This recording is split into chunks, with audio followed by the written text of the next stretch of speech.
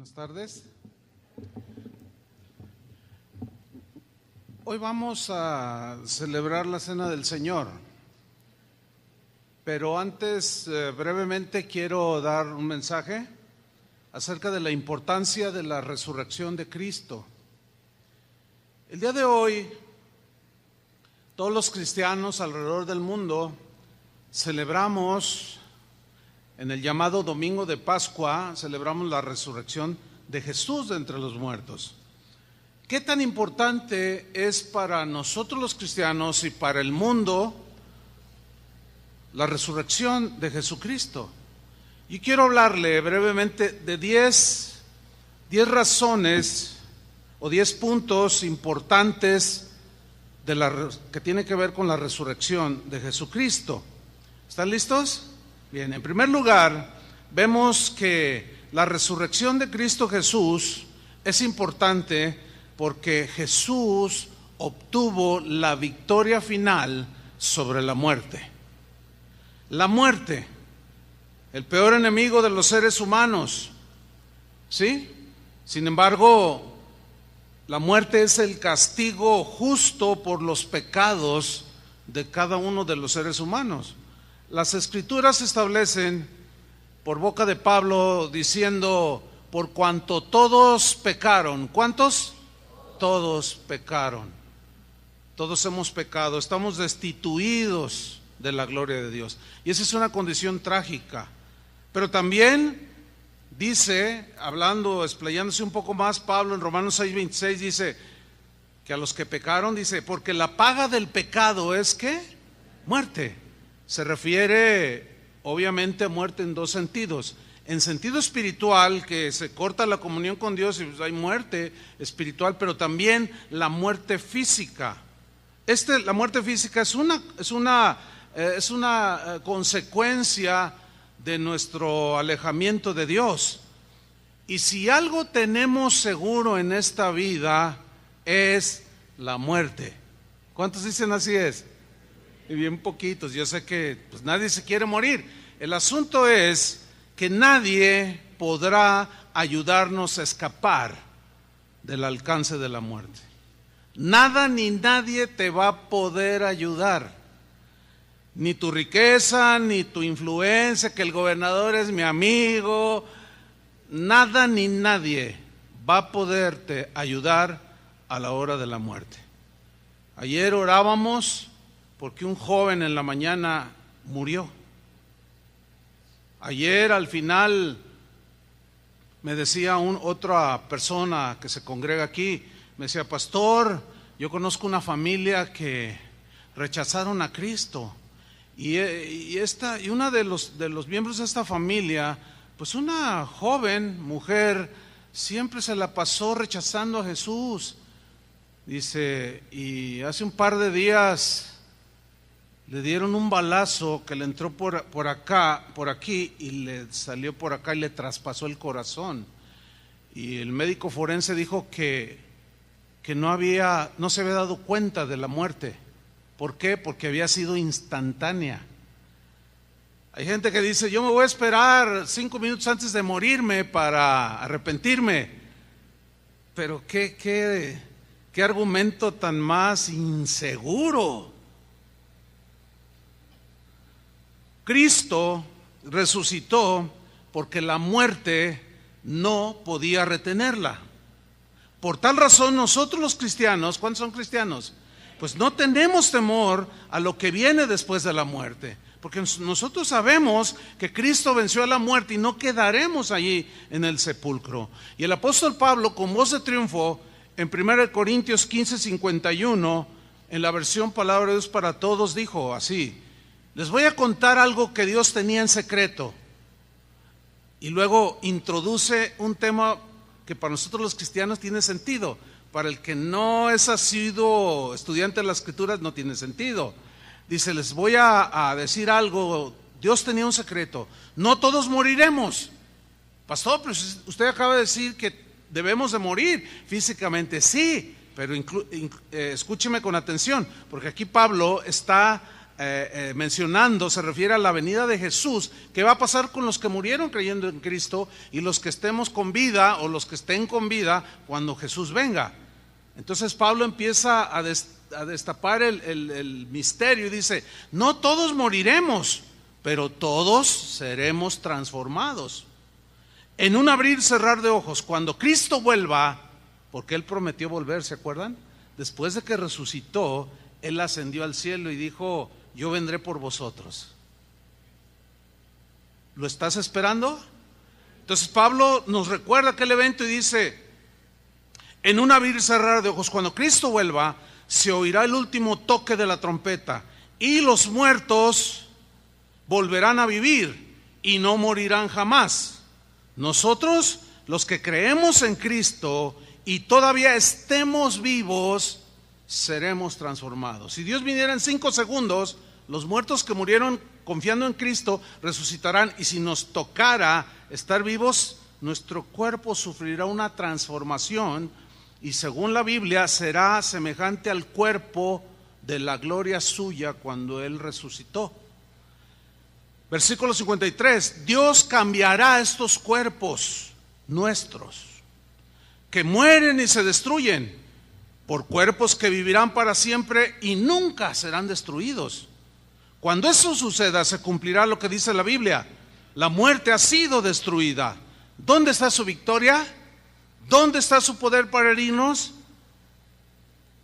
El pecado produce la muerte y existe porque hay una ley, pero gracias a Dios podemos vencerlo por medio de nuestro Señor Jesucristo. Por eso, mis queridos hermanos, manténganse firmes y nunca dejen de trabajar más y más por el Señor, y sepan que todo lo que hacen para Dios, y sepan que nada de lo que hacen para Dios es inútil. O sea, todo tiene una razón. ¿Por qué? Porque viviremos por toda la eternidad, porque la muerte ya fue vencida. Y los que hemos puesto nuestra confianza en el Señor, resucitaremos para estar con Él por toda la eternidad. En segundo lugar, tenemos que por la resurrección de Cristo, nosotros, o cuando un ser humano pone su confianza en Jesús, en ese momento es justificado por Dios. Si no hubiera habido resurrección, no hubiera habido la oportunidad de ser justificados delante de Dios. ¿Qué significa que somos justificados? Vamos a leer Romanos 4:24. Sino también, dice, con respecto a nosotros, a quienes ha de ser contada, esto es, a los que creemos en el que levantó de los muertos a Jesús, es decir, al Padre, Señor nuestro. 25, el cual, o sea Jesús, fue entregado por nuestras transgresiones, pero ahí no quedó en la tumba, y resucitado para nuestra justificación. ¿Qué significa nuestra justificación? Significa que cuando una persona pone su confianza en Cristo para ser salvo, para que sus pecados sean perdonados, en ese momento son borrados sus pecados y delante de Dios ya no hay pecado que el Señor pueda castigar en ti. ¿Por qué? Porque al creer en Jesús, tus pecados han sido perdonados y borrados y ya no se acuerda más de ellos. Por causa de nuestros pecados es que la humanidad está separada de Dios. La Biblia dice que por cuanto éramos por naturaleza hijos de la ira, o sea, depositarios del enojo de Dios por haberle ofendido. Pues sí, cuando Jesús murió en la cruz, Él tomó nuestro castigo. Nosotros merecíamos ese castigo. Y Él lo tomó para que pudiéramos ser justificados delante del Padre. Y esa es una expresión del amor de Dios. Por consiguiente, la resurrección de Jesús confirma que Dios aceptó el sacrificio de su Hijo por nuestros pecados, y eso es lo que ahora nos da acceso con libertad a tener una relación con Dios, el creador del universo, porque Jesús a través de su sacrificio nos abrió un camino vivo, nuevo, y podemos acercarnos confiadamente al trono de la gracia. La gente que no ha puesto su confianza en Dios dicen cosas como: ay, si tú hablas con Dios, y se ríen. Oh, mira, este habla con Dios, dicen. Bueno, ¿hablamos con Dios o no? Claro que sí. De la manera que yo estoy hablando con ustedes, así podemos hablar con Dios. Cuando hace poco una señora se me acercaba, recién convertida, recién había puesto su confianza en Jesús, me dijo: ¿y cómo hago para pedirle al Señor? Así como usted durante 10 minutos me habló, y me habló así con confianza y me pidió el consejo, así vaya con Dios. Dice: ya entendí. Es sencillo. Pero eso solamente se puede hacer cuando somos justificados y podemos entrar directamente con el Padre. Esa es la importancia de la resurrección de Jesús, porque si no hubiera habido resurrección, no hubiera habido un camino por el cual nosotros pudiéramos entrar directamente con el Padre. En tercer lugar, tenemos que la resurrección de Jesús, por esta resurrección, los cristianos estamos seguros de que no quedaremos allí en 3 metros bajo tierra, de que resucitaremos junto con Él. Segunda de Corintios 4:13, Pablo lo dice aquí, dice: pero teniendo el mismo espíritu de fe, conforme a lo que está escrito, creí, por lo cual hablé, nosotros también creemos, por lo cual también hablamos, sabiendo que el que resucitó al Señor Jesús, aquí el verbo saber es importante, dice Pablo, sabiendo que el que resucitó al Señor Jesús, a nosotros también nos resucitará con Jesús y nos presentará juntamente con vosotros. Nos reunirá en aquel día todos los que hemos depositado nuestra confianza en el Señor. ¿Cuántos hay aquí de esos? Eso es importante que nosotros lo sepamos, porque como vamos a ir desarrollando, vamos a ver que esto produce en los cristianos, en nuestro corazón, produce mucha seguridad, mucha paz, tranquilidad. Los cristianos pues somos unidos con Jesús por la fe. Esa fe nos da la seguridad de que viviremos con Cristo por toda la eternidad. Pero esto solo fue posible al vencer Jesús a la muerte. Es por eso que hoy tenemos vida eterna. De otra manera, Cristo, si no hubiera resucitado, Él vendría a ser como cualquier otro de los líderes que han surgido en la historia de la humanidad, Mahatma Gandhi, el mismo Buda, muchos que desarrollaron filosofías o que inventaron religiones. Nuestro Señor Jesús vendría a ser uno más del montón, pero la gran diferencia estriba en la resurrección. Ningún maestro, ningún filósofo, ningún iniciador de ninguna religión se ha atrevido a decir lo que Jesús dijo, hablar de su muerte y que después resucitaría. Si tú vas a la tumba de Mahatma Gandhi, ahí va a estar. Si vas a la tumba de Mahoma o de José Smith, allá en los Estados Unidos, fundador de los mormones, si vas aquí con el fundador de la Luz del Mundo, ahí está su tumba y con letras de oro. Pero si tú vas a Israel a ver una tumba, te la vas a encontrar vacía. La gran diferencia está en que dice, aquí yace Mahatma Gandhi. Y allá en Israel dice, aquí no hay nadie, aquí no yace nadie, está vivo. ¿Por qué buscáis entre los muertos al que vive? Fue el mensaje de los ángeles a aquellas mujeres. Si está vivo, ¿por qué lo buscas? En cuarto lugar tenemos que la resurrección de Cristo demuestra la veracidad contundente de las Escrituras. ¿Por qué? Simple y sencillamente porque más de 300 profecías en el Antiguo Testamento que hablaban del Mesías, Jesús el Hijo de Dios, se cumplieron de manera literal. Algunas fueron escritas 800 años antes de que Él naciera, otros más años, otros 400 años, pero más de 300 profecías de manera maravillosa se cumplieron en la vida de Jesús. Solamente voy a citar una porque, pues, imagínense. Voy a citar Salmo 16, versículo 10. Es un salmo que se le llama un salmo profético que se le atribuye a Jesús, con él como hablando a través de la boca de David. En la versión al día dice Salmos 16:10, no dejarás que mi vida termine en un sepulcro, así como todos los que se han muerto y que se lo coman los gusanos. Dice, no dejarás que mi vida termine allí en un sepulcro. No permitirás que sufra corrupción, es decir, que se descomponga el cuerpo y que los gusanos se lo coman. Dice, tu siervo fiel, o sea, se refiere a Jesús. Está hablando de su resurrección. Pero ahí en esas más de 300 profecías que se cumplieron en Jesús, se sellaron con la resurrección. Y este es un salmo que hablaba de la resurrección de Jesús. En quinto lugar tenemos que la resurrección de Cristo Jesús nos asegura que nada es en vano a los que hemos creído. ¿Cuántos han creído? Bien, cualquier adversidad, sufrimiento, padecimiento, agresión por causa de Jesús, persecución, etcétera, dice la Escritura que nada es en vano. Pablo fue un apóstol que tenía mucho cuidado por la salud espiritual de los cristianos.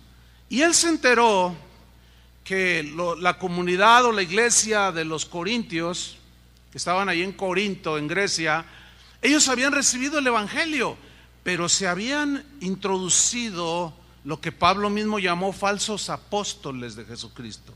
No eran genuinos, traían doctrinas gnósticas o del gnosticismo, traían doctrinas anticristianas y se infiltraron entre los cristianos de Corinto y confundieron a algunos y los metían en duda.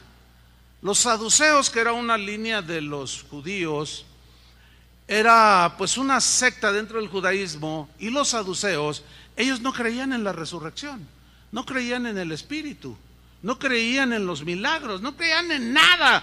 Decían que creían en Dios, pero en realidad eran muy escépticos. Y gente de este tipo se metió allí y produjeron dudas. Entonces Pablo les habla de esta manera en la versión al día, en 1 Corintios 15:12, les dice lo siguiente: ahora bien, o como dice otra versión, a ver, decidme, dice. Aquí dice, ahora bien, si se predica que Cristo ha sido levantado de entre los muertos, ¿cómo dicen algunos de vosotros que no hay resurrección? Fíjate qué tremendo.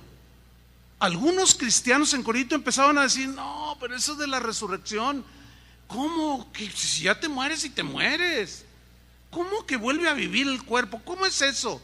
Y fueron ideas que les metieron los gnósticos o los falsos maestros.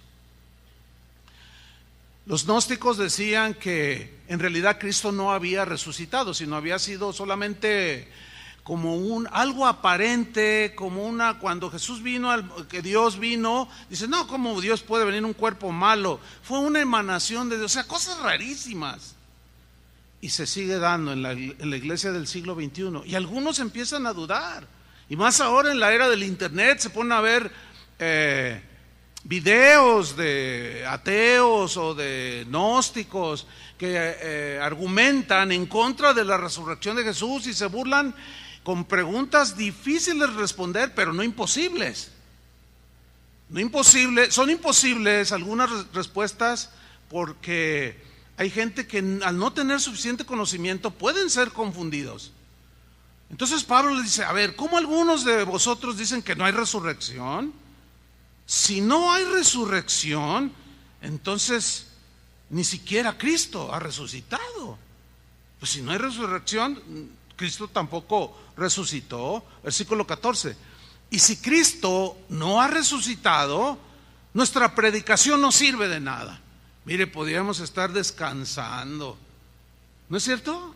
Pues, oiga, no es tan tarde, apenas así como para estarse levantando, ¿no? Por cierto, en la mañana, pues después de un ajetreo aquí del evento, así medio cansado, dije, pero luego me acordé que soy el pastor y me levanté.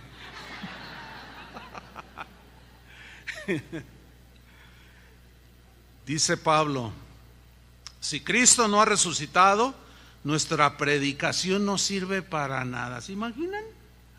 Yo tengo casi 40 años predicando. ¿Se imaginan la inutilidad de estarles diciendo constantemente?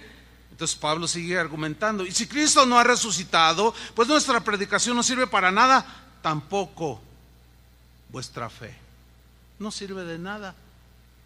Aún más dice, resultaríamos falsos testigos de Dios por haber testificado que Dios resucitó a Cristo, lo cual no habría sucedido si en verdad los muertos no resucitan. Y empieza a ubicarlos. Porque si los muertos no resucitan, tampoco Cristo ha resucitado.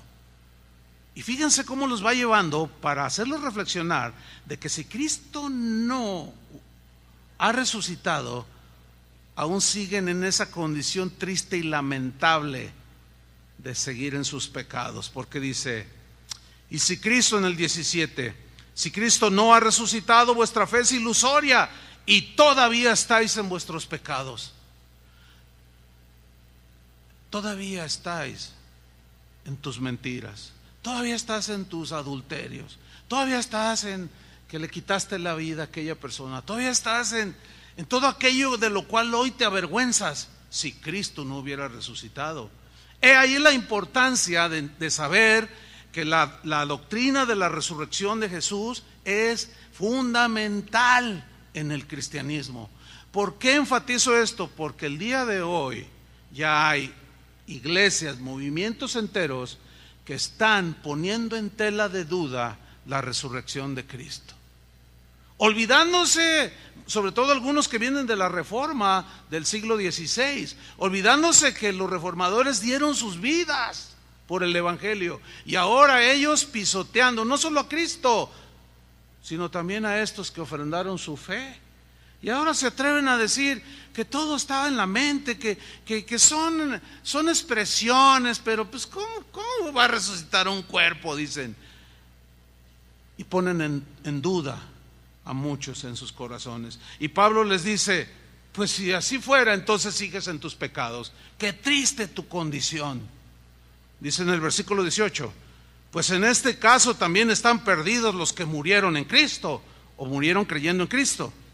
Si la esperanza que tenemos en Cristo, esto lo dice de una manera irónica, fuera solo para esta vida, seríamos los más desdichados, dice otra versión, seríamos los más miserables de todos los mortales. ¿Por qué? Porque estamos creyendo una mentira. Nuestra fe no sirve, nuestra predicación tampoco. Y pudiendo estar haciendo otras cosas, estás perdiendo aquí el tiempo por 2 horas y media o más cuando predica el pastor. Por eso dicen, en este caso, en el 18, también están perdidos los que murieron en Cristo. Si la esperanza que tenemos en Cristo fuera solo para esta vida, seríamos los más desdichados. Versículo 20, lo cierto es que Cristo ha sido levantado de entre los muertos.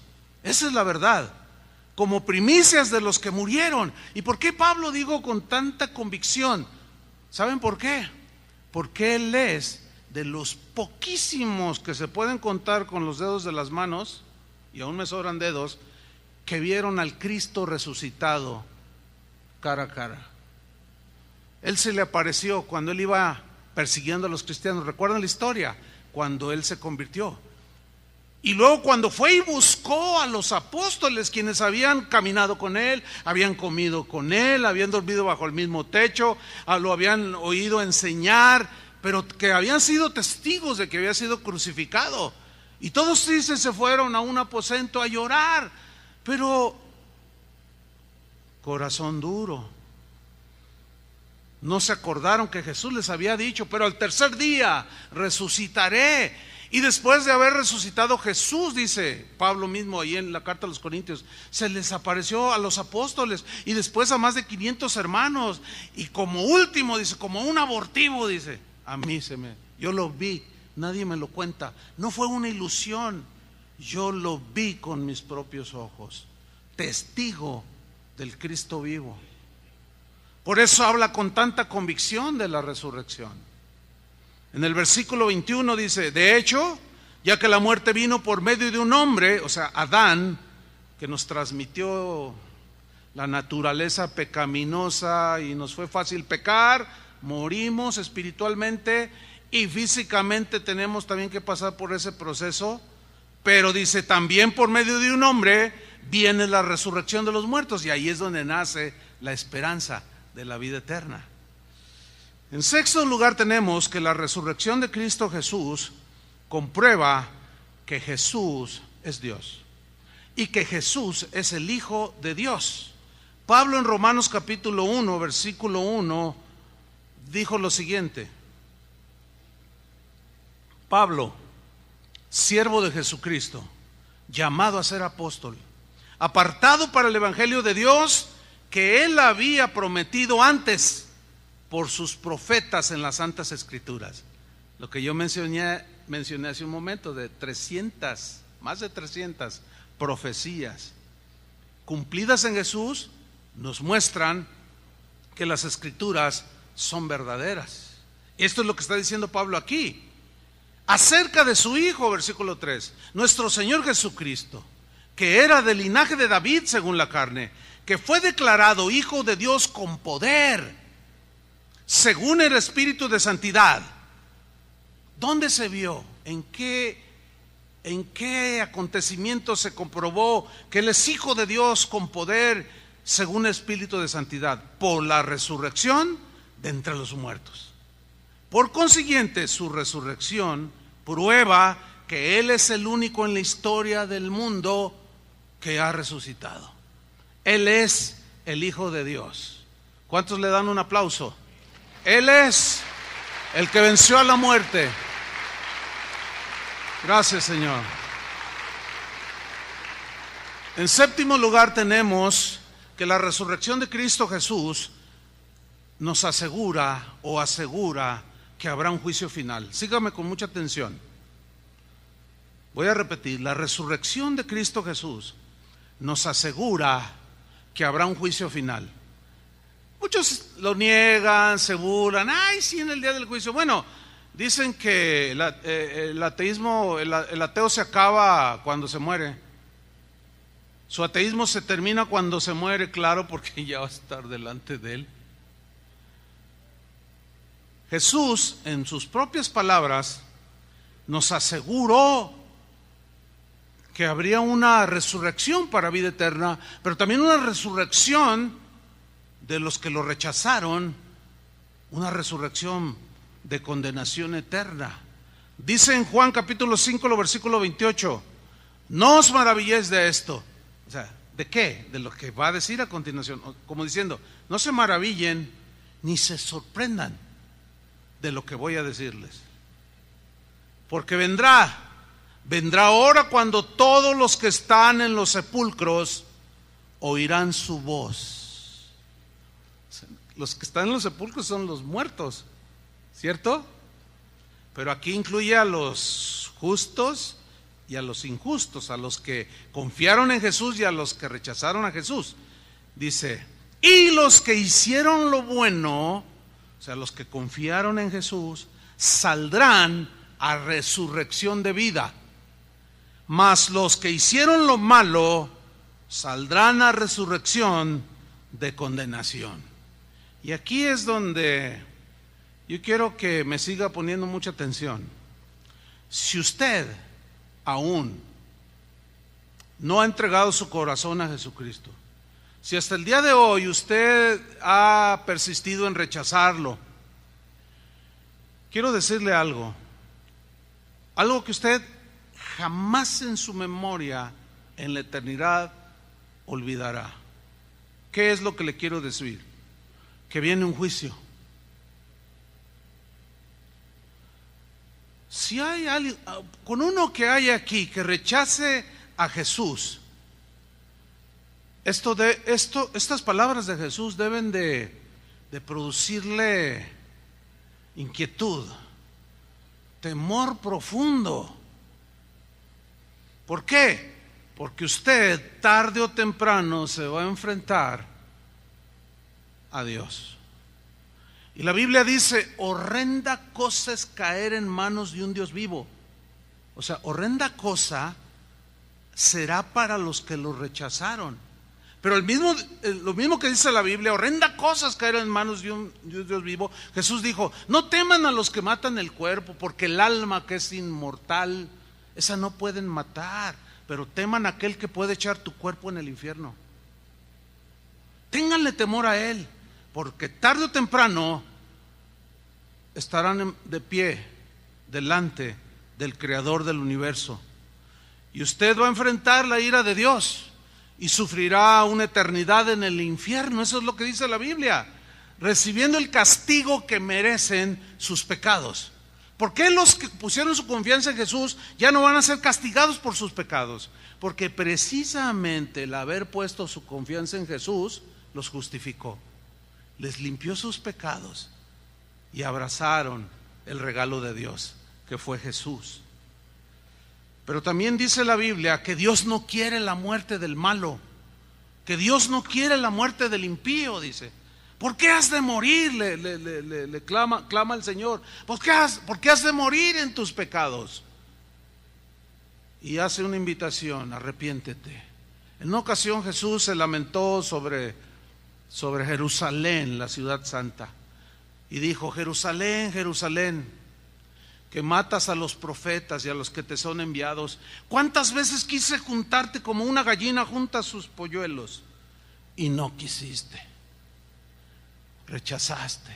Una y otra vez lo rechazaron. A lo suyo vino y los suyos no lo recibieron, mas a los que le reciben, a los que creen en su nombre, les da potestad de ser llamados sus hijos. ¿Cuántos son hijos del Señor? Yo anhelo que todos los que estemos aquí lo seamos, pero entiendo que entre una multitud numerosa como esta puede haber algunos que no. Pero Dios te está dando esa pauta para que tú, cuando resucites, estés al lado de Jesús. Número 8. Para los cristianos, la resurrección de Jesús produce lo que Pedro dijo que es una esperanza viva. Es algo que solamente el que lo experimenta puede sentirlo. Es difícil explicarlo, pero ustedes, los que han puesto confianza en Jesús, saben a lo que me refiero. Es una convicción interna del corazón que te hace sólido, algo que te dice aquí adentro que Jesús es el Hijo de Dios, que al haber puesto tu confianza en Él, tus pecados han sido perdonados y que ahora tienes una esperanza por la resurrección, una esperanza viva, una esperanza de vida eterna. Y el apóstol Pedro, que fue testigo presencial de su muerte, pero también vio al Cristo resucitado, nos lo dijo de esta manera. Primera de Pedro 1:3 dijo así: bendito el Dios y Padre de nuestro Señor Jesucristo, que según su grande misericordia nos hizo renacer, volver a nacer, volver a vivir, para tener una relación con el Señor. Y nacimos de nuevo. ¿Para qué? Para una esperanza viva. Hay gente que tiene esperanza en muchas cosas, pero la mayoría de las veces son esperanzas muertas. ¿Por qué? Porque alguien por más que lo anhele y lo espere, como por ejemplo el no morirse, es una esperanza muerta. Porque tarde o temprano celebrarán tu funeral. ¿Sí o no? Esa es una esperanza muerta. Pero para nosotros la muerte solamente es un paso más para estar cerca del Señor. Para el que no tiene su confianza en el Señor es una intranquilidad, una inseguridad. Y Pedro dice: bendito el Dios y Padre de nuestro Señor Jesucristo, que según su grande misericordia nos hizo renacer para una esperanza viva. ¿Por qué? ¿Con qué fue sellada esa esperanza? Por la resurrección de Jesucristo de los muertos. ¿Para qué? Para darnos una herencia. Miren, 3 cualidades de esta herencia: incorruptible, no puede corromperse. Aquí en el mundo la ciencia ha definido la segunda ley de la termodinámica, se llama la ley de la entropía, que dice que toda la materia, todo lo existente tiende a corromperse, tiende a degradarse y tiende a desaparecer. Se corrompe. Si no lo crees, mira las fotos de la familia cuando tenía 5 años y mírate ahora en el espejo. Alguien ha dicho que cuando un bebé nace, al otro día ya empezó a envejecer, porque nos vamos degradando, terminando. El auto nuevo que compraste hace 5 años ya le empiezan a fallar cosas. ¿Se fijan cómo todo lo que hay en el universo, incluyendo nosotros, se degrada, se corrompe, se envejece?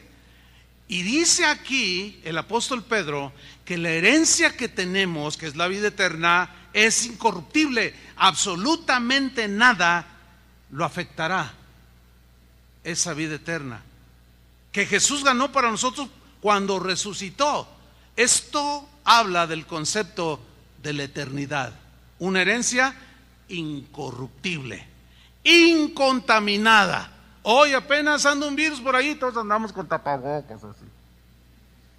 Y no se saluden, y no entres al hospital sin protegerte, y cuídense mucho, y usen esto y lo otro, porque está todo contaminado, todo mezclado, y no sirve para nada.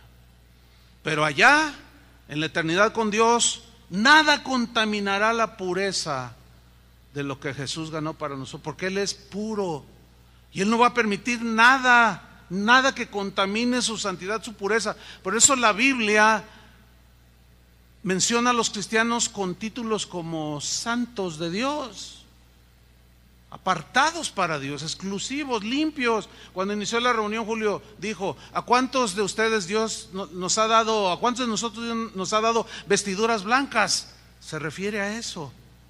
Tenemos esa esperanza viva, pero además es inmarcesible. ¿Qué quiere decir inmarcesible? Que no se marchita. Y aquí alude a una flor que se llama amaranto, que es muy duradera, pero que al final, así terrenalmente hablando, se seca. Pero habla precisamente de lo inmarcesible, inmarchitable. No pasará nada con esa herencia que Dios tiene reservada en los cielos. ¿Para quién? Para vosotros. Vosotros aquí somos los que hemos puesto la fe en Jesús. ¿Cuántos han puesto la fe en el Cristo resucitado? Por eso, hermanos, celebramos los cristianos alrededor del mundo el evento más extraordinario, más maravilloso y más milagroso en la historia.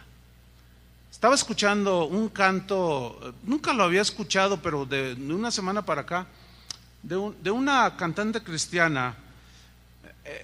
El canto se llama Creo en ti. Y hay una frase, una estrofa que dice: aunque todo el mundo dude, yo siempre creeré en ti. Y mi corazón siempre creerá en ti. Aunque se burlen de mí, aunque me ofendan, me digan lo que, siempre creeré en ti. Y moriré creyendo en ti. ¿De dónde sacó esta convicción esta joven? Que, bueno, ya no es tan joven. Era una cantante de cuando yo era joven. A veces ponen, se llama Crystal Lewis, si usted lo busca allí en internet, tiene unas canciones hermosísimas. Pues sí, los cristianos tenemos una esperanza tremenda porque nuestros pecados han sido borrados. Somos justificados delante de Dios. Hemos pasado de ser enemigos de Dios a ser amigos de Dios. Ahora somos hijos de Dios, perdonados por Dios, y nos ha prometido una herencia eterna que nadie puede quitarnos. Esa es una esperanza viva, hermanos. Eso es lo que nos hace sólidos para seguir hasta el día final. Y en noveno lugar tenemos que la resurrección de Jesús es importante porque recibiremos recompensas de Dios. O sea, hagan de cuenta como lo que decimos aquí en México. Usted va y compra un kilo de naranjas y se lo dan y dice: pero te doy el pilón. O sea, todavía el Señor nos salva, nos perdona, borra nuestros pecados y todavía nos da recompensas. Y todo eso Dios nos lo da al haber creído y al haber obrado en favor del Evangelio. Miren lo que dice Lucas 14:12. Dijo también a los que le había convidado, al que le había convidado, a él lo habían invitado a cenar. Dice que lo habían invitado y le dijo en un momento dado, le dijo así: cuando hagas comida o cena, no llames a tus amigos, porque él conoce las intenciones, ¿no? Dice, ni a tus hermanos, ni a tus parientes, ni a vecinos ricos, no sea que ellos a su vez te vuelvan a convidar y seas recompensado. Mas cuando hagas banquete, llama a los pobres, los mancos, los cojos y los ciegos, y serás bienaventurado, dice, porque ellos no te pueden recompensar. ¿Qué actitud tan reprobable es cuando la naturaleza humana, cualquier ser humano, le hace un favor a alguien sabiendo que lo puede recompensar? Y hasta un referencia ha inventado: hoy por mí, hoy por ti, mañana por mí. O sea, yo te hago el favor, pero sé que tú me lo vas a regresar, ¿no? Esa es una actitud vil. Esa no es una actitud que debemos de tener los cristianos. También hay un dicho que tiene su sabiduría: haz el bien sin mirar a quién. ¿Sí? Y aquí lo que Jesús está enseñándonos es que debemos de tener intenciones correctas cuando hacemos el bien a alguien, así como Él lo hizo. Él no discriminó a nadie. Recibió a los ricos, recibió a los pobres, recibió a las mujeres que caminaban más o menos de manera correcta, pero también recibió a las prostitutas, y también recibió a un hombre que fue ladrón, como a otro que había dicho: todo esto lo he guardado desde mi juventud. A nadie rechazó. Y Él, el único bien que vino a hacer este mundo es morir por nosotros para darnos vida eterna. Entonces Jesús nos está enseñando este mismo principio. En la primera oportunidad que tengas de hacer a alguien, que no te cruce en la mente ni en tu corazón: le voy a hacer este bien para que él también me haga un buen favor. No, dice, ustedes no, dice, tú cuando hagas banquete, llama a los pobres, los mancos, los cojos, los ciegos, y serás bienaventurado, porque ellos no te pueden recompensar. Pero luego mira bien lo que dice: pero te será recompensado en la resurrección de los justos. Ahí está el pilón. Y quiero aprovechar para felicitar en primera instancia por el bien que hicieron, y a la vez darles gracias a todos los que hospedaron a los jóvenes durante la semana pasada, que vinieron de muchas ciudades, vinieron hasta de otros países, y se llenó este auditorio así como está ahorita, así llenito hasta el último, hasta allá, y un buen grupo ahí parado, de pie, jovencitos que cuando llegaron, pues como son los adultos, llegan todos así. Pero luego el Señor empezó a hacer una obra maravillosa. Hubo una de las sesiones donde se hizo un llamado para aquellos jóvenes que no habían entregado su vida a Cristo. Y no sé, bueno, a un cálculo así más o menos, yo calculo unos 200 jóvenes de entre los cientos que había aquí en este auditorio, se pusieron de pie. Usted los hubiera visto llorar entregando su vida a Cristo. Y usted hizo un bien hospedándolos. Ahora, por otro lado, nosotros entendemos que hospedar, bueno, la Biblia en primer lugar nos enseña que el cristiano debe ser hospedador, porque el dar debe ser una actitud del cristiano. Pero también entendemos que no es fácil, porque a veces los hospedados, como en este caso los jóvenes, pues son jóvenes que están creciendo, son jóvenes que están madurando, son inquietos y traviesos. Y entendemos que muy probablemente hayan hecho un par de travesuras.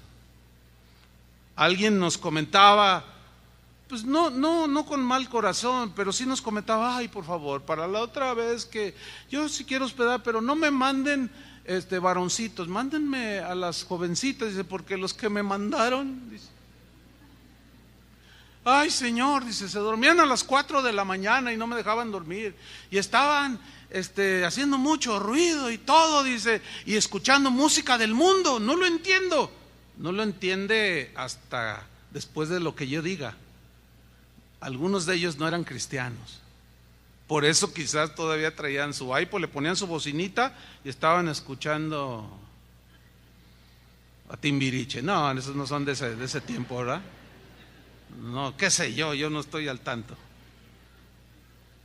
Pero sí le quiero decir algo con toda seguridad. Usted hizo un bien y según Jesús le será recompensado en la resurrección de los justos. Así es que felicidades, queridos hermanos, agradecidos con Dios por ustedes por ser hospedadores y esperamos que sigan hospedando gente. Prometemos organizarnos un poco mejor, pero no dejen de hacerlo, porque toda buena obra que tú hagas no es en vano. Toda buena obra que tú hagas a alguien, tenderle la mano al pobre, darle de comer, de beber, vas con el enfermo, lo visitas, dice, cuanto hicieron, no lo hicieron a ellos, sino lo hicieron a mí lo hicisteis. Y eso, mis queridos hermanos, nos será recompensado en la resurrección de los justos. ¿Cuántos dan gracias por eso? Así es que gracias una vez más, hermanos, que hospedaron, y esperamos que sigan con esa generosidad porque habrá más eventos. Y el año que viene no sabemos qué vamos a hacer con estos jóvenes. No sabemos qué sucederá, pero ya estaban diciendo, ¿cuándo va a ser el otro? ¿Cuándo va a ser el otro? Porque Dios los visitó. Y en último lugar tenemos que la resurrección de Jesucristo es la única esperanza para todo el mundo. Las primeras 9 que yo mencioné tienen que ver con nosotros, con los que ya ponemos nuestra confianza, pero hay una parte del mundo bastante grande que no tiene esperanza. Se enredan en religiones, se inscriben en clubes esperando tener algo, pero Jesús es la única esperanza. Él es el único que se ha atrevido a decir, yo soy el camino, la verdad y la vida. No hay otra esperanza viva como la esperanza que Jesús nos da. Y hay una historia, son de mis favoritas, debo reconocerlo, aunque toda la Biblia la tengo en el mismo. Quiero decir que cuando leo este capítulo siempre encuentro cosas hermosas. Vamos a leer Juan 11, versículo 11. Se trata de una familia compuesta por 3 hermanos. Se entiende que sus padres ya no vivían. Uno se llamaba Lázaro, Marta y María, ya recordó, ¿verdad? Bueno, Jesús está enseñando un poco lejos de donde vivía esta familia, a la cual él amaba. Y le mandan un recado diciéndole que Lázaro había enfermado gravemente. Entonces Jesús en el versículo 11, dicho esto, les dijo después, nuestro amigo Lázaro duerme, mas voy para despertarle. Y ahí van todos con Jesús. Dijeron entonces sus discípulos, Señor, si duerme, sanará. Pero Jesús decía esto de la muerte de Lázaro, y ellos pensaron que hablaba del reposar del sueño. Lo mismo sigue sucediendo el día de hoy. Se habla la palabra de Dios, se les dice la voluntad de Dios, y algunos entienden otras cosas. Pero esto es muy propio de la naturaleza humana. Por eso tenemos que estar muy listos y atentos, con el discernidor prendido, para entender qué nos está diciendo Dios, hacia dónde nos está dirigiendo, que no nos arrastre el pecado, etcétera, etcétera. Y entonces ellos dicen, bueno, pensaron muy en lo natural, bueno, si duerme sanará, pero Jesús, porque ellos habían pensado, no, pues está dormidito, pues al rato va a sanar. Entonces Jesús les dijo claramente, versículo 14, con toda claridad Jesús les dice, Lázaro ha muerto. Si hay algo que la Biblia nunca esconde, es decir las cosas con claridad. Hace un momento yo se los dije con claridad: todo aquel que rechaza a Jesús, según las Escrituras, todo aquel que rechaza al Hijo de Dios, pasará su eternidad en el infierno. Sí, en el infierno. Aunque Dios no creó el infierno para nosotros. Pero si tú persistes en rechazar, si tú eres de los que dices, 5 minutos antes me arrepiento, sí. ¿Cómo preguntarle a esa muchacha que fue traspasada de un impacto de bala y murió de manera instantánea? No seamos insensatos. Y actuemos con sensatez, quizás por primera y única vez en la vida, porque no sabe uno cuándo va a rendir cuentas delante del Señor. Entonces, con claridad les dice: Lázaro ha muerto. Versículo 15. Y me alegro por vosotros. Parece contradictorio, pero me alegro por vosotros. Entonces ella así como que, ¿qué está diciendo? De no haber estado allí. Dice, para que creáis. ¿Para que creamos qué? Como que se miraban, y que creamos qué. Mas vamos a Él, dice Jesús. Versículo 16.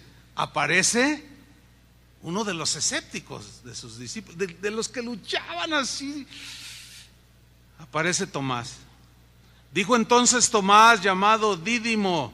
Sí, el Tomás que después de haber resucitado Cristo y se les aparece a los discípulos, lo miraron y lo adoraron y descargaron toda su tristeza que habían tenido y lo abrazaron y hasta le dieron de comer pescado. Pero Tomás no estaba ahí, andaba todo agüitado allá en la barranca de Oblatos. Y cuando regresa le dicen: Tomás, el Señor ha resucitado. No. ¿Cómo? Los muertos no resucitan. ¿Cuántas veces les dijo Jesús que iba a morir, resucitar? Dice: no, yo hasta no meter mis dedos en sus llagas aquí, mi mano en su costado, hasta entonces voy a creer. Y en eso entra Jesús y le dice: Tomás, ven para acá, mete tus manos aquí. Y ahora, traten de imaginárselo. No crean que estaba así como, yo me lo imagino así con los ojos así desorbitados y con la boca abierta. Sí, mete tu dedo aquí. No le atinaba el pobre, tan nervioso que estaba. Y finalmente los toca y dice: ahora mete tu mano en mi costado, donde había sido traspasado por la lanza. Y mete su mano y toca. Y en ese momento cae rendido. Y lo abraza, se entiende que lo abrazó de los pies y le dijo: Señor mío y Dios mío. Y Jesús dice una de las declaraciones más impresionantes para los que posteriormente creerían. Él dijo: tú creíste porque me viste, pero más bienaventurados son los que creen sin haberme visto. Y esos somos nosotros, hermano. Denle un aplauso al Señor. Gracias, Señor. Amén.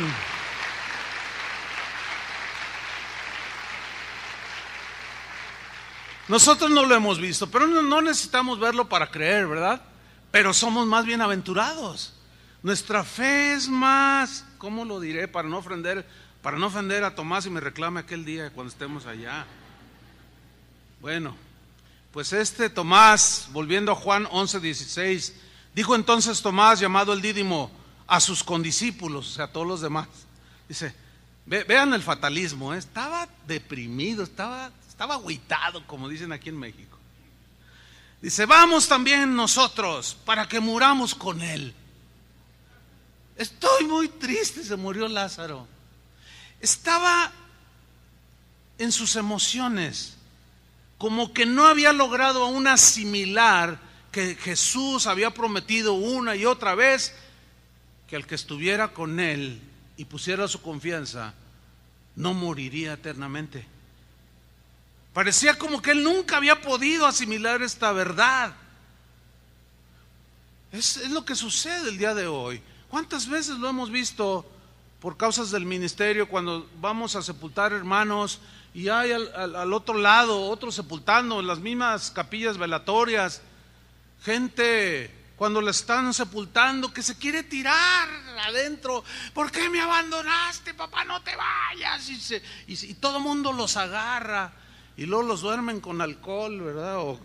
Para que vuelvan en sí, pero ya cuando vuelven en sí, otra vez no, y se quieren tirar. Bueno, esa es una escena muy parecida a la que Tomás estaba haciendo. ¿Dónde estaba su fe? No duden, hermanos, no dudemos. Es segura nuestra confianza en el Señor. Sus promesas son seguras. Él se fue para prepararnos un lugar, y si tarda en venir y morimos, nos va a resucitar juntamente con Él, para estar con Él por toda la eternidad. Y cuando se muera uno de nosotros, sí, vamos a llorar, ¿por qué no? Somos humanos, pero no nos vamos a desesperar como diciendo, vamos y muramos ya, porque aquí se acabó todo. No. Dice el versículo 17, vino pues Jesús y halló que hacía ya 4 días que Lázaro estaba en el sepulcro. 4 días. Betania estaba cerca de Jerusalén, como a 15 estadios. Y muchos de los judíos habían venido a Marta y a María para consolarlas por su hermano.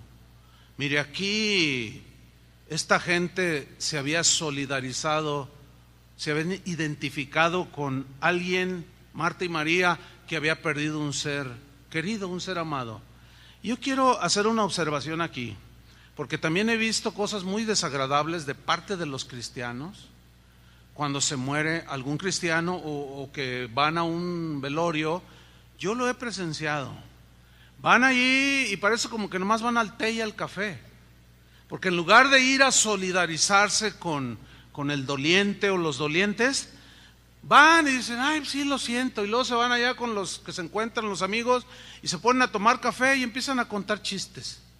Por favor, hermanos, tengan sentido común. Si no tienen respeto, cuando menos usen el cerebro. Usen un poco la inteligencia y el sentido común para no hacer semejantes faltas de respeto. Solidarícense y consuelen. Impongan sus manos y oren, y van a ver cómo Dios los usa, porque eso lo he visto muchas veces. Y he tenido que llamar la atención a algunos. Hermanos, por favor, porque están ahí con ja, ja, ja, ja, ja. ¿Cómo es posible, hermanos? No lo vuelvan a hacer. Ay, yo nunca lo voy a hacer porque pues no pienso ir a ningún velorio. Será el tuyo entonces.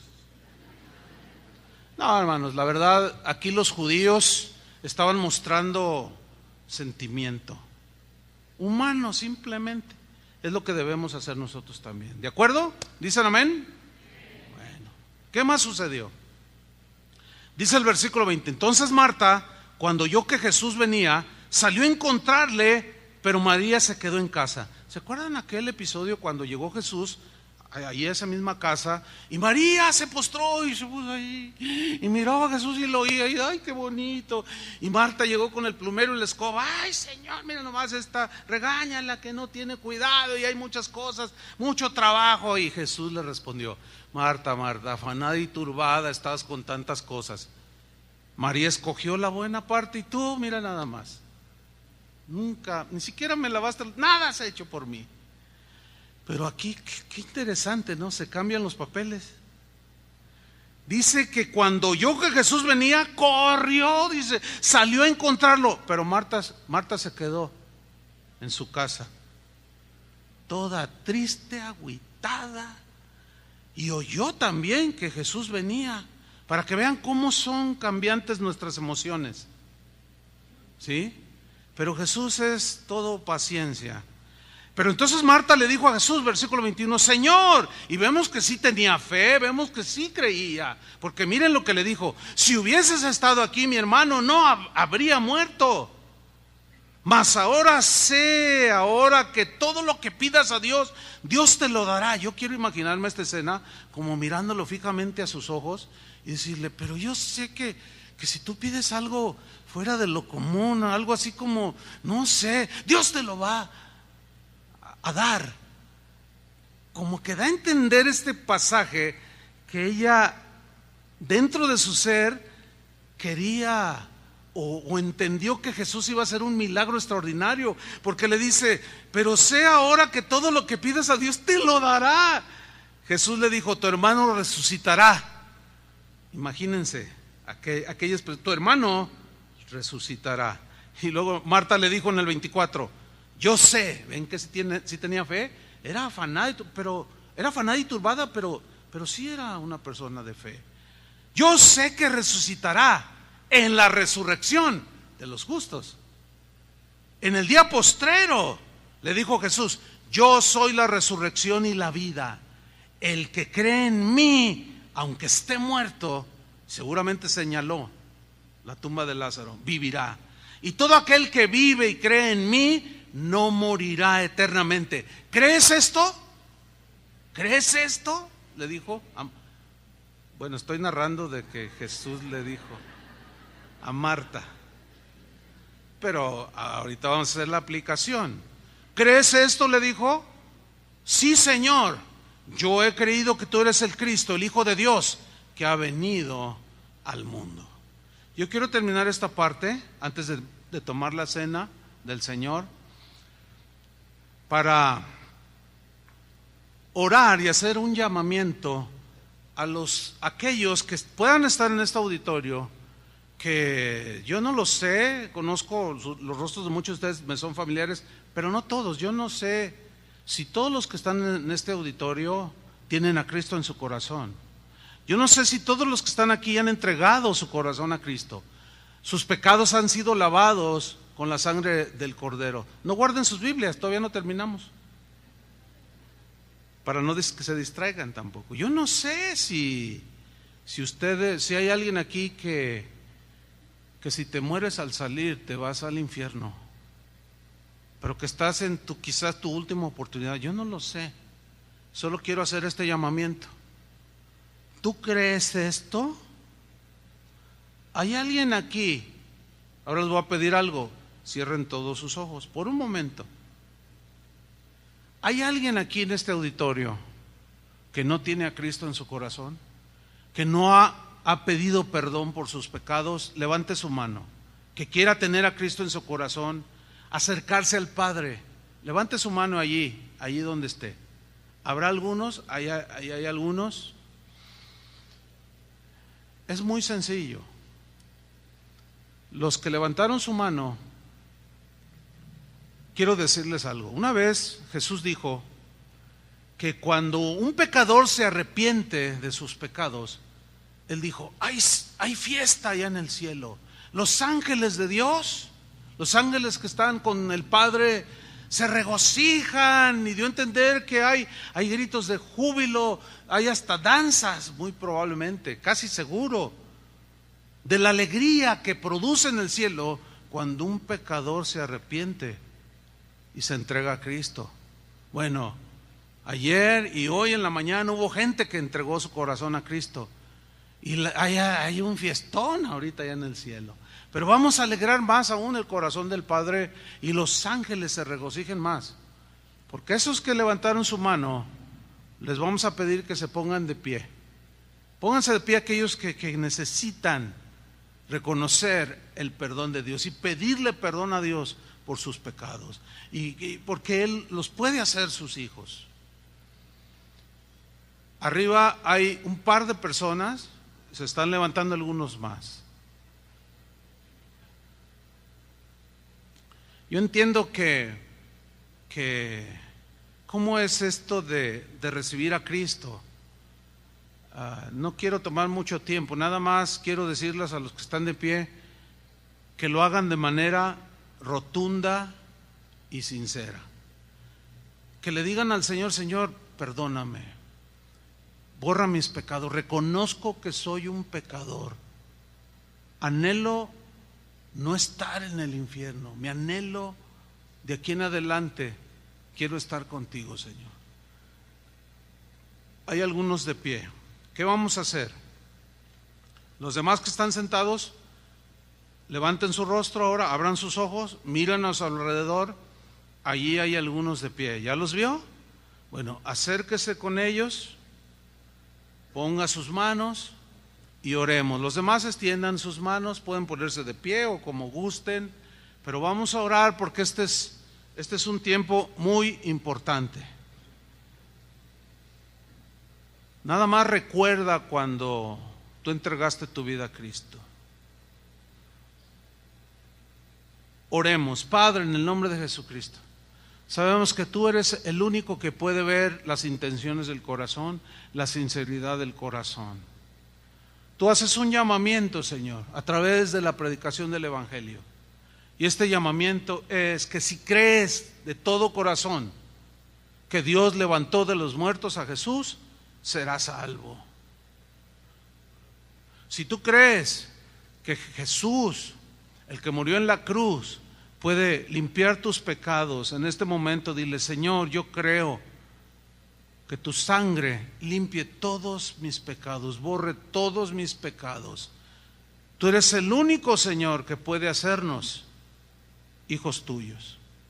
Tú eres el único que puede engendrar hijos espirituales. Tú eres el único que puede dar vida espiritual a los que están en muerte espiritual. Ahí, en esa muerte espiritual, ha retumbado la voz de Jesús en estas personas. Así como cuando Jesús le dijo a Lázaro: Lázaro, sal fuera, y él salió vivo. Así ahora vivan para Dios. Gracias, Señor, por tu misericordia y tu bondad. Gracias, Señor, por tomar y adoptar más seres humanos como tus hijos, Señor. Gracias por el perdón, pero todo fue sellado a través de tu resurrección, y nosotros creemos, Señor, que tu resurrección, tu muerte y resurrección son ahora el fundamento de nuestras vidas.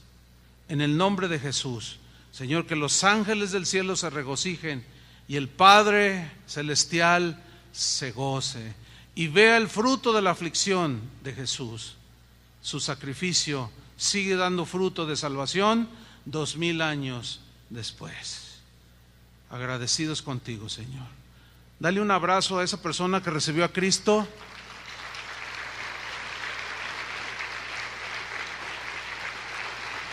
Gracias, Señor. Y dile: bienvenido a casa. Tomen su lugar, porque a continuación, en unos minutos más, tomaremos la cena del Señor. Pero al respecto quiero decir lo siguiente: hay 3 significados que tiene la cena del Señor. Uno es que la cena del Señor es un recordatorio de lo que Jesús hizo por nosotros en el pasado. Cuando nosotros la celebramos, estamos recordando lo que Él hizo por nosotros.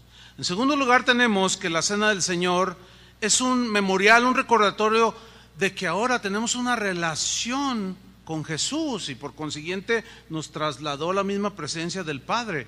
Pero a la vez ahora nuestra relación con nuestro prójimo debe ser diferente. Ya no robarle, ya no agredirle, ya no asesinarlo, ya no calumniarlo, ya no herir al prójimo que está hecho a imagen y semejanza del Señor, y mucho menos entre nosotros los cristianos. Y en tercer lugar, tenemos que cuando celebramos la cena del Señor estamos recordando el futuro que nos espera a los que hemos puesto nuestra confianza en el Señor.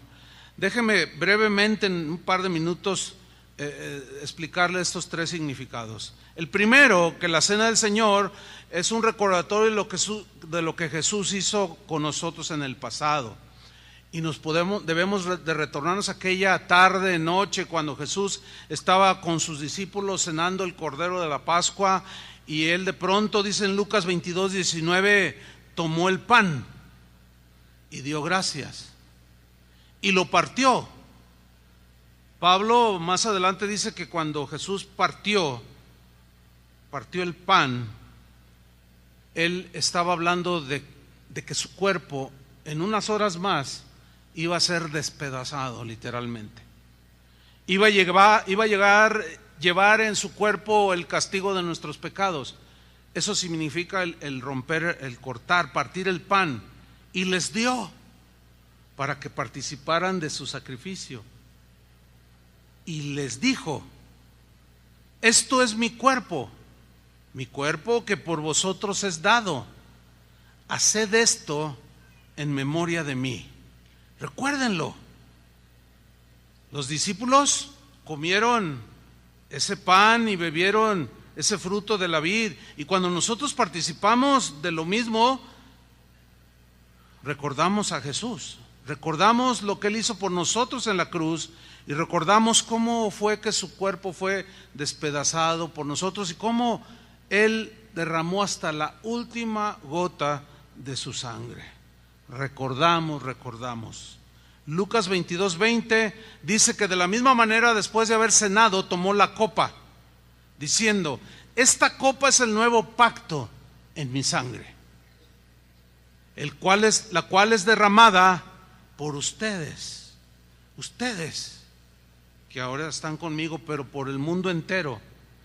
Y cuando nosotros los cristianos bebemos el fruto de la uva, recordamos que su sangre preciosa que fue derramada por nosotros y que selló el nuevo pacto con esa sangre, ahora hay una relación entre Dios, entre nosotros los pecadores redimidos y el Padre, y todo fue a través de ese sacrificio de Jesús.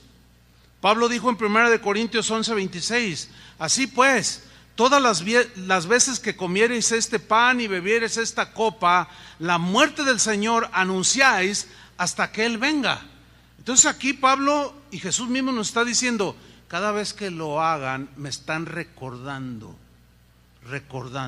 ¿Por qué la Biblia enfatiza que no se nos olvide lo que Jesús hizo por nosotros? Y una de las maneras de recordar es celebrando la cena del Señor, pero hay otras maneras de estar recordando continuamente de dónde nos sacó el Señor, qué fue lo que hizo por nosotros. Recordar.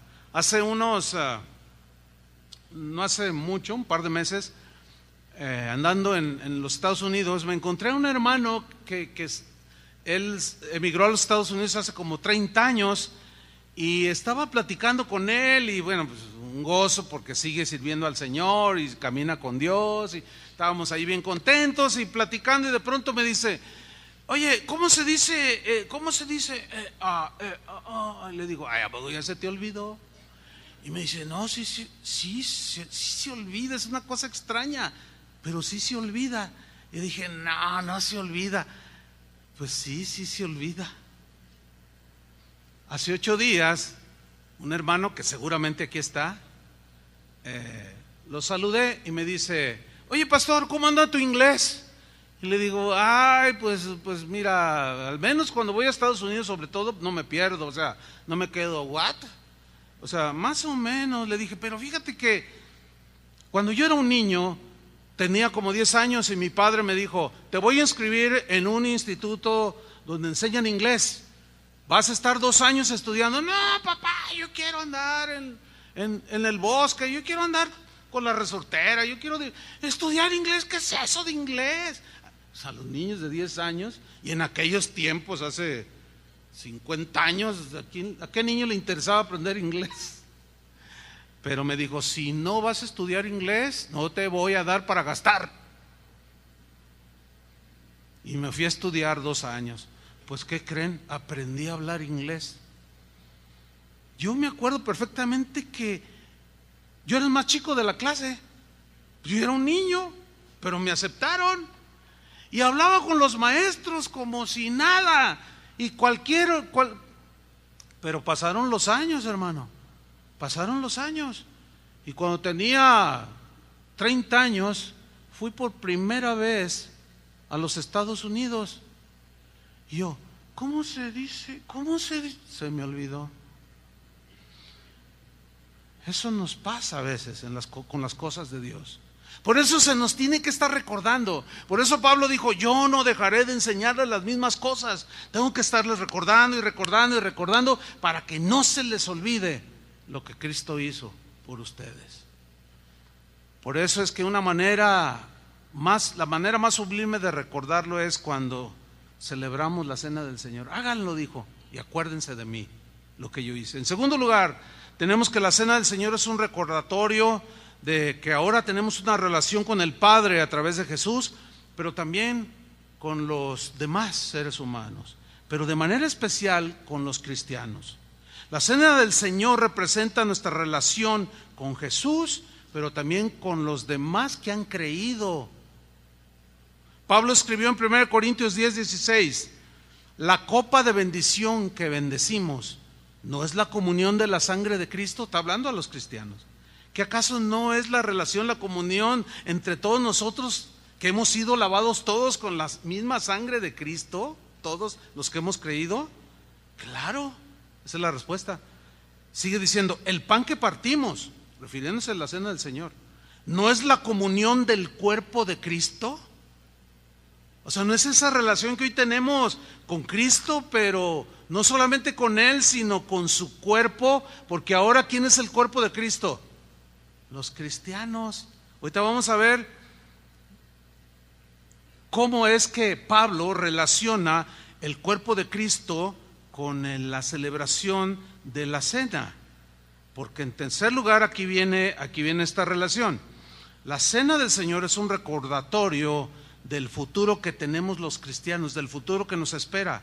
Síganme con atención, esto es breve. Mateo 26:29, aquí está, dice Jesús, y yo os digo, fíjense el futuro, que desde ahora no beberé más de este fruto de la vid, hasta aquel día en que lo beba de nuevo con vosotros en el reino de mi Padre. Ya no más aquí, pero en aquel día, en la resurrección de los justos, los que vayamos a estar con Él en el reino, ahí vamos a volver todavía a recordar y todo. Por eso la Biblia en Apocalipsis se desborda en adoración y alabanza. El Cordero que fue inmolado es digno de recibir toda la gloria, la alabanza, la honra y la gloria y el poder y la fortaleza. Él es digno de recibir. Ese es nuestro destino final, hermanos. Finalmente, antes de tomar los elementos, Pablo nos instruye de cómo debemos celebrar la cena del Señor. Y aquí está la relación entre el cuerpo el pan que representa el cuerpo de Cristo, pero a la vez como Pablo, por el Espíritu Santo, lo relacionó el cuerpo de Cristo, nuestra relación entre nosotros. Leo, 1 Corintios 11:27. Esta es la instrucción antes de celebrar la cena del Señor. De manera que cualquiera que comiere este pan o bebiere esta copa del Señor indignamente. ¿Qué significa comer y beber indignamente? Con cosas en el corazón, con pecado en el corazón. ¿Sí? En todos los sentidos. Si todo aquel que coma y beba de la copa del Señor indignamente será culpado del cuerpo y de la sangre del Señor. Por tanto, dice, está hablando a cristianos, dice, pruébese cada uno a sí mismo. Significa, examínense. Y aquí es donde va cobrando sentido. Examínense cada uno de vosotros sus caminos. ¿Cómo está tu corazón con tu papá, con tu mamá, con tu tío, con tu hermano, con el vecino, con algún hermano de la congregación? Examínate y reconoce. Eso es lo que está enseñando Pablo aquí. Examinarnos para reconocer que hemos pecado y que podemos tener alguna cosa allí anidada, pecado que nos puede ir endureciendo y podemos terminar alejándonos de Dios, porque el pecado endurece. Pecado no confesado es pecado acumulado. Ya hablamos de eso en alguna ocasión. Y eso va endureciendo el corazón del cristiano y muchos terminan alejándose de Él. Eso es lo que no quiere el Señor, que anidemos y que acumulemos pecados. Por eso al celebrar la cena del Señor, está diciendo Pablo, pero antes de hacerlo, sean sensatos, pruébense a sí mismos y coman así del pan y beban de la copa. Versículo 29. Porque el que come y bebe indignamente sin discernir el cuerpo del Señor, juicio come y bebe para sí. ¿Qué significa sin discernir el cuerpo del Señor? En la versión en Palabra de Dios para Todos nos lo aclara la traducción. Es mucho más entendible. Dice 1 Corintios 11:29, porque el que come y bebe sin considerar a los que forman el cuerpo del Señor, se condena a sí mismo, sin considerar a los que somos hermanos ahora. ¿Qué está diciendo aquí Pablo? No puede haber cosas entre nosotros. Pero aquí también hay un engaño que Satanás mete en las mentes de algunos cristianos. Dice, bueno, no tomes tú la copa indignamente. Lo que te está diciendo es quédate con el pecado. No lo arregles, quédate así. ¿Saben por qué? Es un engaño, porque si te quedas con el pecado y nomás ves pasar los elementos, el pan y el vino, y dices, no, porque yo soy sincero, yo no quiero tomar la copa del Señor indignamente, yo no quiero hacerlo. Te está engañando el diablo, porque te estás quedando en tu pecado. Y la intención del apóstol aquí es que la confieses. Miren, les voy a decir algo que sucedió durante el evento glorioso, porque no hay otra palabra para decirlo, de los jovencitos que tuvieron. Uy, si yo hubiera tenido esa edad de 14, si hubiera estado en un lugar así, qué tremendo. Pero bueno, fueron unos días gloriosos, con una presencia de Dios impresionante. Pues escúchenme bien lo que les voy a decir. En medio de esa presencia del Señor, en un momento de adoración tremendo, una joven me dice, mira pastor, y me enseña su celular. Me dice, mira lo que me acaban de escribir. O sea, esta joven estaba de este lado y se acercó conmigo. Y el joven que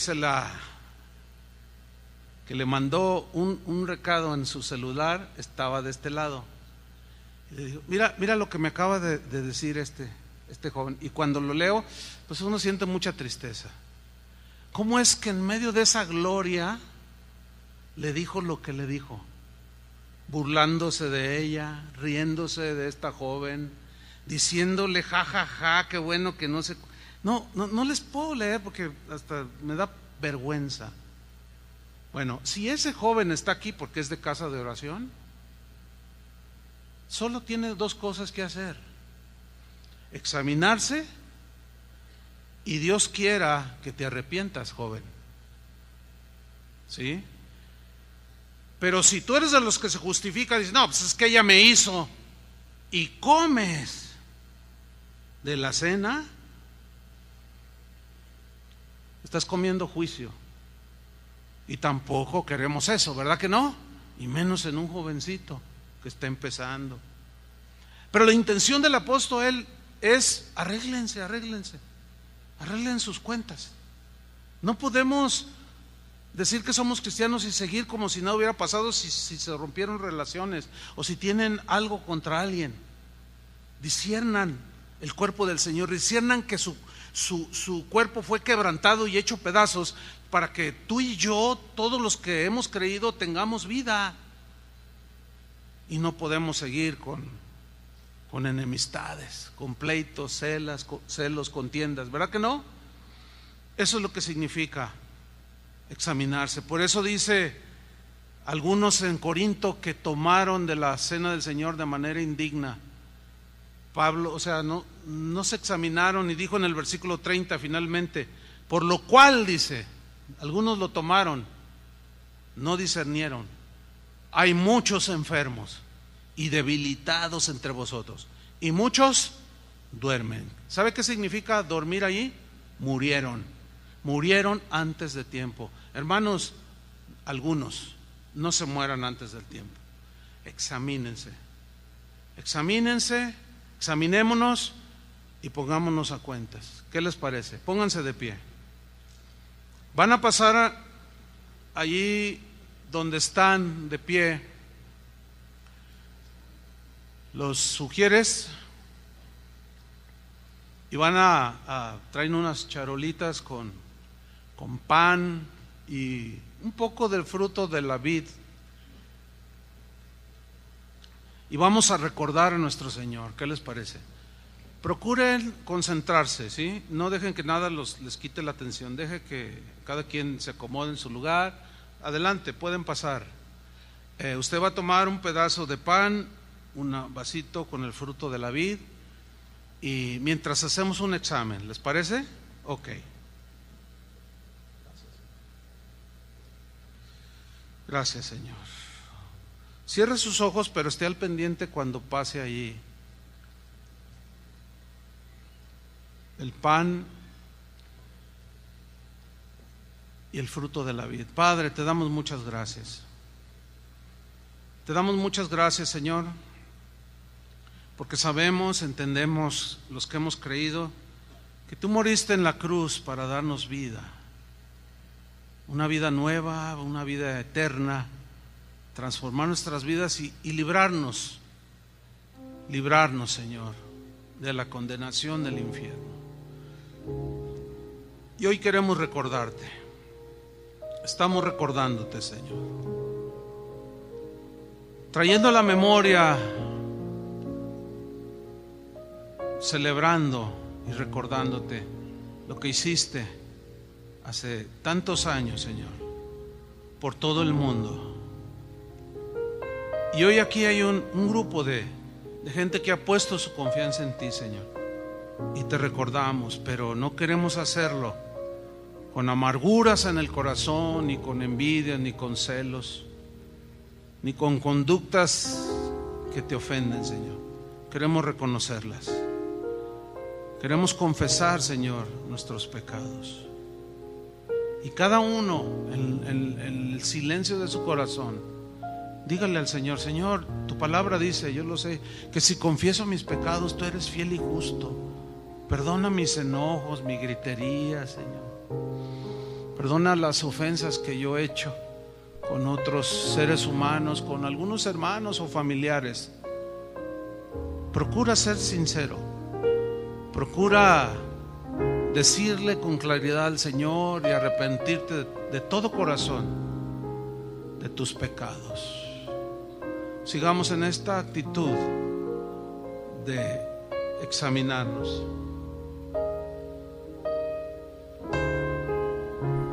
Gracias, Señor.